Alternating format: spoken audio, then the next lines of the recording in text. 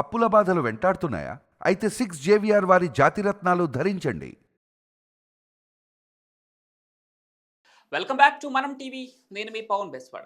ప్రముఖ mobile company lava భారతదేశంలో కొత్త ఫోన్ సిరీస్ను లాంచ్ చేసింది. వాటిలో Lava Bolt N1, Lava Bolt N1 Pro అనే రెండు మోడల్స్ ఉన్నాయి. బేస్ మోడల్లో 13 MP AA డ్యూయల్ కెమెరా ఉండగా ప్రో మోడల్లో 15 MP AA కెమెరా ఉంది. ఈ రెండు ఫోన్లలో 5000 mAh కెమెరా ఉంది. వీటి ధర 5 నుంచి 7,000 లోపే ఉండటం విశేషం.